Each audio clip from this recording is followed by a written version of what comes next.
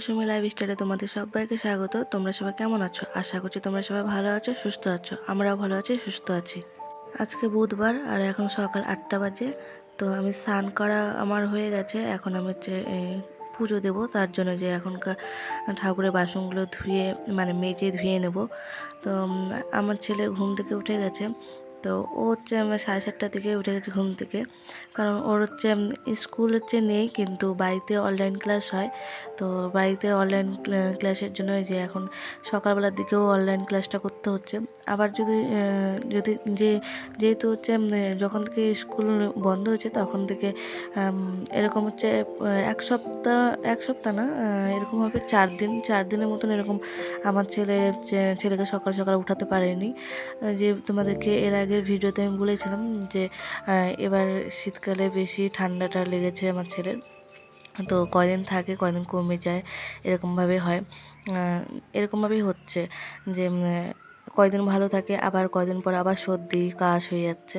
তো কাশ আর জ্বর এগুলো তো হচ্ছে না, কিন্তু একটু একটু হালকা হালকা জ্বর কাশ এরকম হয়, কিন্তু সর্দিটা বেশি হয়। তো ওই জন্য 4 দিন এরকমভাবে উঠাতে পারিনি। তো ও তারপর 9টার দিকে এরকমভাবে উঠাইছি। তো ঠিক ভাত একবারে ভাত খেয়ে তারপরে অনলাইন ক্লাসটা করে। তো আজকে 7:30টার দিকে উঠে গেছে। তো এখনকার অনলাইন ক্লাসটা ওর হচ্ছে। তো বাংলা ক্লাসটা হয়ে গেছে, এখনকার টিউশনের হোমওয়ার্কটা হচ্ছে। তো আবার 8:30টার দিকে ওর ইংলিশ ক্লাস আবার হয়েছিল। তো এখন আমি অনেকক্ষণ পরে এসেছি। এখনকার আমি আমাদের কিন্তু ব্রেকফাস্ট হয়ে গেছে। তো তোমরা তো জানোই ব্রেকফাস্টে ভাত খাই। তো ওর বাবা অফিসেও চলে গেছে। তো এখন আমি অনেকক্ষণ পরে এসে আমি এখন গরম জল নিয়ে আসলাম। গরম জল দিয়ে এখনকার গামছাগুলো ভিজিয়ে দেবো। তো তোমরা তো জানোই আমার এখানে দুটো বালতি লাগে। তো দুটো বালতিতে আমি গরম জল নিই। তো একটা বালতি তো রান্নাঘরে তোয়ালাগুলো থাকে, আর একটাতে আমাদের শরীর মোছার গামছাগুলো থাকে, মুখ মোছার। তো আমাদের যেগুলো মোছার গামছা সেগুলো আলাদা বালতিতেই রাখি। যেহেতু সব রান্নাঘরে যেগুলো তোয়ালা ওগুলোর মধ্যে তো তেল থাকে। তো একসাথে তো নিলে পরে তো যেগুলো হালকা যেমন আমাদের মোছার গামছাগুলো যেগুলো ওগুলোতে তো অত তেল তো সেরকম থাকে না। তো ওর বাবারটাতে একটু তেল তেল ওর বাবার গামছাটাতে থাকে, যেহেতু ওর বাবা মাথায় তেল সবসময় রাখে, তো ওর বাবারটাতে তেল থাকে। আর আমাদের আমাদের একটু একটু ওগুলোতে বেশি নোংরাই হয়, কিন্তু তেল হয় না আমার ছেলের আর আমার গামছাটাতে। আর রান্নাঘরের তোয়ালাগুলোতে সব তেল থাকে। যেহেতু অনেকগুলোই তোয়ালা থাকে রান্নাঘরের, যেমন ভাতের হাঁড়ি ধরার, তারপর কড়াই ধরার, এগুলো ওটা তোয়ালা, ওগুলো ছোট ছোট তোয়ালা, ওগুলো 3টে তোয়ালা আছে। আর বড় বড় তোয়ালা যেগুলো আছে ওগুলো আমার হাত মোছার, রান্না করার পরে, তারপর বাসন বাসন ধোয়ার পরে যে হাতটা ভিজা থাকে তখনকার ওগুলো দিয়ে মুছি। আর আর একটা তোয়ালা থাকে, সেটা যখন খাওয়া দাওয়া করি, তো তার আগে হ্যান্ড ওয়াশ করতে হয়। তো আমি রান্নাঘরে ওই তোয়ালাটা রাখি, ওটা খাওয়ার সময় হ্যান্ড ওয়াশ করি বলে ওটা দিয়ে আমি হাতটা মুছে নিই। যেহেতু আলাদাভাবে তোয়ালা রাখতেই হয়, খাওয়ার সময় তো একটা পরিষ্কার গামছা বা তোয়ালা রাখতেই হয়, তো ওটা দিয়ে হাত মুছতে হয়। তো আমি এরকমভাবেই আলাদাভাবেই রাখি। তো যেগুলো বাসন ধোয়ার পরে হাত মুছি, ওই তোয়ালাগুলো তো আলাদা স্ট্যান্ডের মধ্যে থাকে। আর যেটা আমি খাওয়ার সময় হ্যান্ড ওয়াশ করে মুছি, ওই তোয়ালাটা আবার কি বলতো, আমার বাসন রাখার যে র্যাকটা আছে ওখানে আমি ওই তোয়ালাটা রাখি, ওটা আলাদাভাবেই থাকে।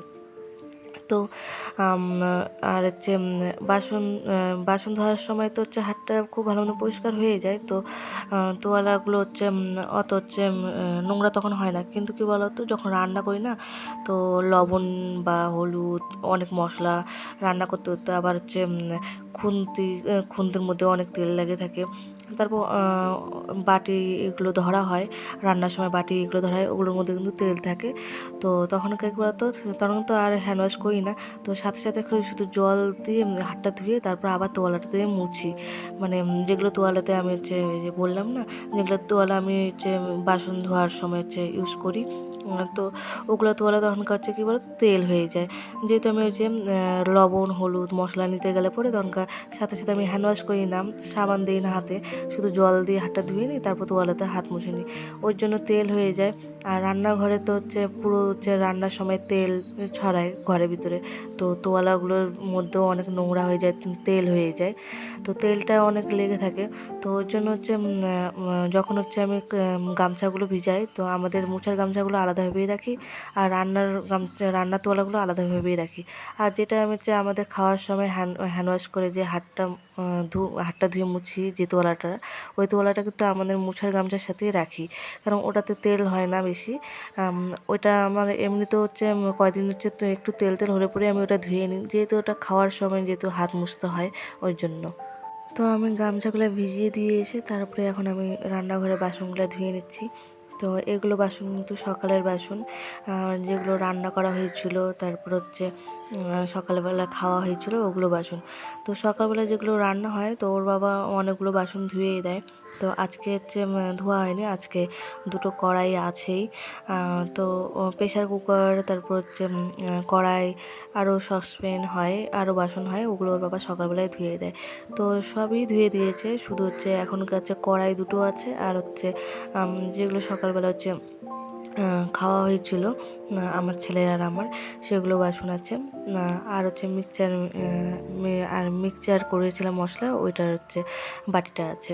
তো এ কটাই বাসন, তো ওই কটা বাসন হচ্ছে এখন মেজে ধুয়ে তারপর হচ্ছে রান্নাঘর ভালো মতো পরিষ্কার করে গ্যাস মুছে পরিষ্কার করে চলে আসলাম। এই যে এখন গামছাগুলো কেচে ধুয়ে নিয়ে এসে এখন মেলে দিচ্ছি। তো 1 সপ্তাহ হলো যে আমি এরকমভাবে হচ্ছে রান্নাঘরে এখন সময় দিতে পারছি, যে আমি রান্নাঘরে রান্না করতে পারছি। তো আগের মতনই, তো আগের মতন যেমন আগে আমি একটা সবজি রান্না করতাম, তো ওরকমই এখনও আমি 1 সপ্তাহ এরকমভাবে আমি রান্না করলাম, যে মানে 1 সপ্তাহই হবে, কারণ আমি 1 সপ্তাহের মধ্যে কিন্তু 2 দিন এরকমটা করিনি, তো 2 দিন বাদ দিয়েই ধরলাম। তো আমি একটা করে তাও সবজি রান্না করতে পারছি। তো আজকেও সেরকম, আজকে আমি মাছের ঝোলটা আমি করেছি, আর ওর বাবা হচ্ছে পনিরের তরকারি, তারপরে আলু ভাজা, তারপর আমার ছেলের ডাল, তো ওর বাবা এগুলো করেছে, আমি শুধু মাছের ঝোলটা করেছি। তো এই যে মাছের ঝোলটা হয়েছে সজনা তারপর আলু দিয়ে, তো এটা রুই মাছ। আর হচ্ছে পনিরের তরকারি হয়েছে, ওটা হচ্ছে আলু দিয়ে হয়েছে। আর ডাল হয়েছে আমার ছেলের, ওটা মুগ ডালটা হচ্ছে সবজি দিয়ে হয়।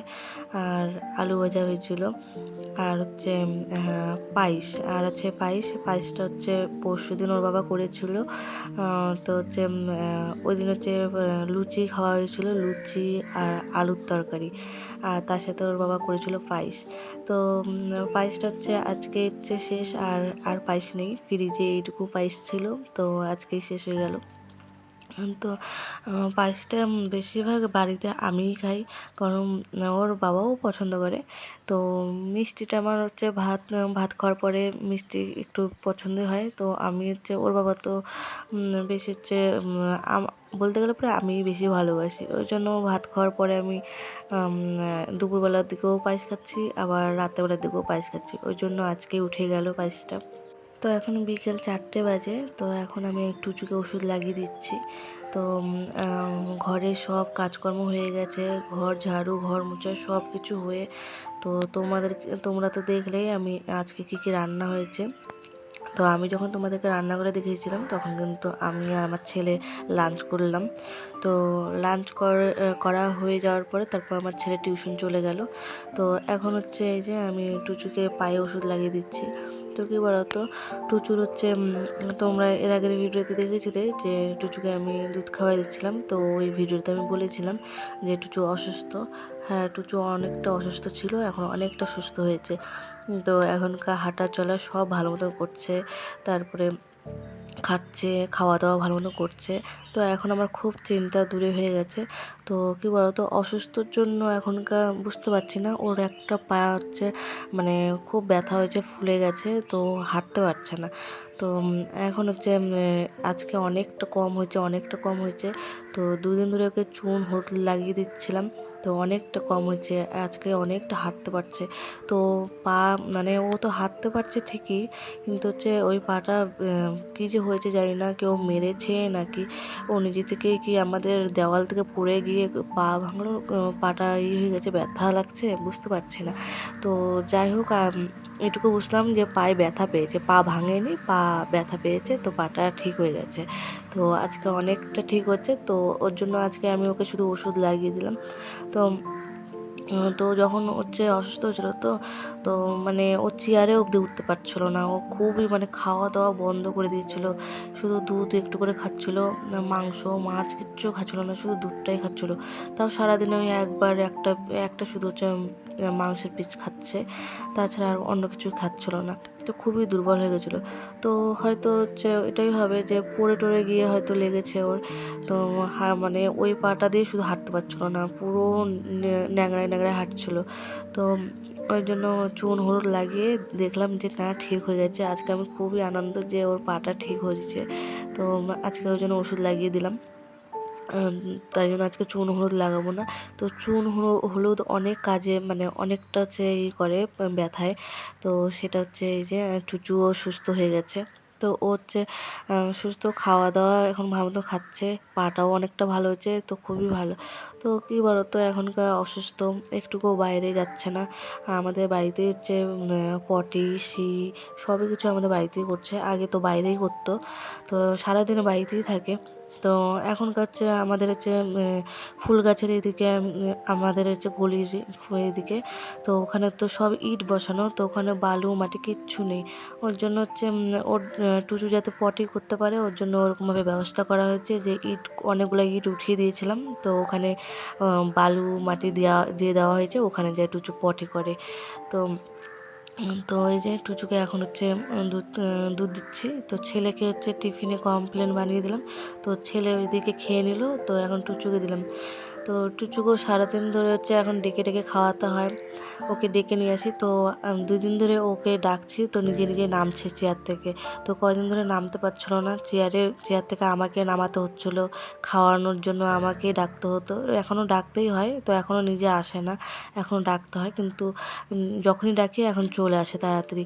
তো আগে হচ্ছে ডাকলেও আসতো না, কারণ নামতেই পারতো না চেয়ার থেকে।